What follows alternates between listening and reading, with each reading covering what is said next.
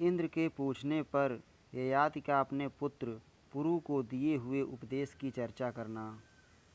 वैशंपायन जी कहते हैं, जन्मेजय स्वर्गलोक में जाकर महाराज ययाति देव भवन में निवास करने लगे। वहाँ देवताओं, साध्यगणों, मरुदगणों तथा वसुओं ने उनका बड़ा स्वागत सत्कार किया।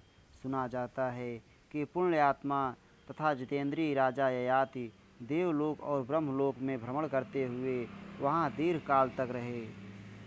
एक दिन नृपश्रेष्ठ ययाति देवराज इंद्र के पास आए। दोनों में वार्तालाप हुआ और अंत में इंद्र ने राजा ययाति से पूछा।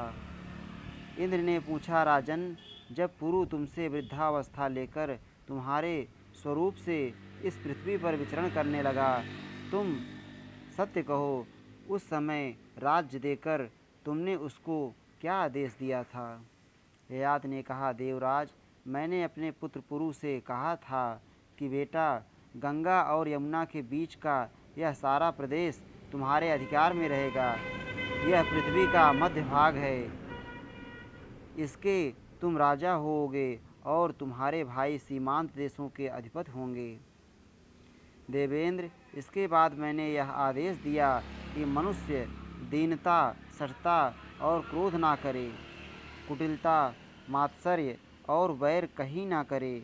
माता पिता, विद्वान, तपस्वी तथा क्षमाशील पुरुष का बुद्धिमान मनुष्य कभी अपमान ना करें। शक्तिशाली पुरुष सदा क्षमा करता है, शक्तिहीन मनुष्य सदा क्रोध करता है। दुष्ट मानव साधु पुरुष से और दुर्बल अधिक बलवान से द्वेष करता है। कुरूप मनुष्य रूपवान से, निर्धन धनवान से, अकर्मण्य कर्मनिष्ठ से और अधार्मिक धर्मात्मा से द्वेष करता है। इसी प्रकार गुणहीन मनुष्य गुणवान से डाह रखता है। इंद्र, यह कलि का लक्षण है। क्रोध करने वालों से वह पुरुष श्रेष्ठ है जो कभी क्रोध नहीं करता है।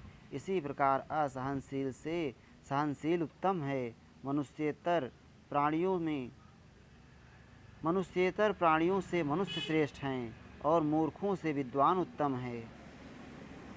यदि कोई किसी की निंदा करता या उसे गाली देता हो तो वह भी बदले में निंदा या गाली गलौज ना करे, क्योंकि जो गाली या निंदा सह लेता है उस पुरुष का आंतरिक दुख ही गाली देने वाले या अपमान करने वाले को जला डालता है, साथ ही उसके पुण्य को भी वह ले लेता है। क्रोधवश किसी के मर्म स्थान में चोट ना पहुँचाएं। ऐसा बर्ताव ना करें जिससे किसी को मार्मिक पीड़ा हो। किसी के प्रति कठोर बात भी मुँह से ना निकले। अनुचित उपाय से शत्रु को भी वश में ना करें जो जी को जलाने वाली हो, जिससे दूसरे को द्वेग होता हो। ऐसी बात मुँह से ना बोलें, क्योंकि पापी लोग ही ऐसी बातें बोला करते हैं। जो स्वभाव का कठोर हो, दूसरों के मर्म में चोट पहुंचाता हो, तीखी बातें बोलता हो और कठोर वचन रूपी कांटों से दूसरे मनुष्य को पीड़ा देता हो, उसे अत्यंत लक्ष्मीहीन, दरिद्र या अभागा समझें। उसको देखना भी बुरा है, क्योंकि वह कड़वी बोली के रूप में अपने मुंह में बधी हुई एक पिशाचिनी को ढो रहा है। अपना बर्ताव और व्यवहार ऐसा रखें जिससे साधु पुरुष सामने तो सत्कार करें ही, पीछे पीछे भी उनके द्वारा अपनी रक्षा हो। दुष्ट लोगों की कही हुई अनुचित बातें सदा सह लेनी चाहिए तथा श्रेष्ठ पुरुषों के सदाचार का आश्रय लेकर साधु पुरुषों के व्यवहार को ही अपनाना चाहिए। दुष्ट मनुष्यों के मुख से कटु वचन रूपी बाण सदा छूटते रहते हैं। अतः विद्वान पुरुष दूसरे के प्रति ऐसी कठोर वाणी का प्रयोग न करें। सभी प्राणियों के प्रति दया और मैत्री का बर्ताव, दान और सबके प्रति मधुर वाणी का प्रयोग, तीनों लोकों में इनके समान कोई वशीकरण नहीं है। इसलिए कभी कठोर वचन ना बोलें, सदा सांत्वनापूर्ण मधुर वचन ही बोलें।